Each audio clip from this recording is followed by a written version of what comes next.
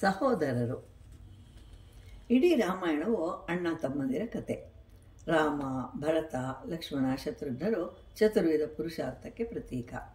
ರಾಮನು ಧರ್ಮಕ್ಕೆ ಪ್ರತೀಕ, ಭರತನು ಅರ್ಥಕ್ಕೆ, ಲಕ್ಷ್ಮಣನು ಕಾಮಕ್ಕೆ, ಶತ್ರುಘ್ನನು ಮೋಕ್ಷಕ್ಕೆ ಪ್ರತೀಕ. ಧರ್ಮದಿಂದ ಕಾಮವನ್ನು ಪೂರೈಸಿಕೊಳ್ಳಬೇಕು, ಆಗ ಅರ್ಥವು ಮೋಕ್ಷಕ್ಕೆ ದಾರಿಯಾಗತ್ತೆ.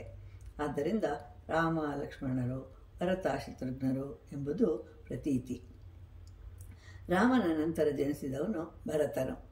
ಆದರೂ ಎಂದಿಗೂ ಲಕ್ಷ್ಮಣನು ರಾಮನನ್ನು ಬಿಟ್ಟು ಇರಲಿಲ್ಲ.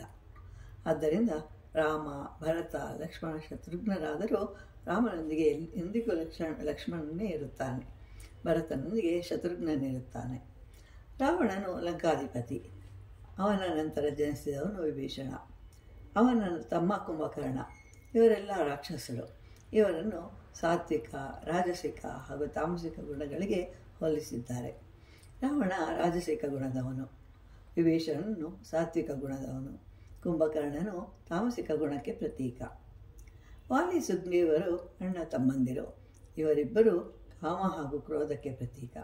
ವಾಲಿ ಕಾಮುಕನು ಹಾಗೂ ಸುಗ್ರೀವನು ಕ್ರೋಧಕ್ಕೆ ಪ್ರತೀಕ. ಆದರೂ ಸುಗ್ರೀವನು ರಾಮನನ್ನು ಆಶ್ರಯಿಸಿದ್ದರಿಂದ ಅವನನ್ನು ಕಾಪಾಡುತ್ತಾನೆ.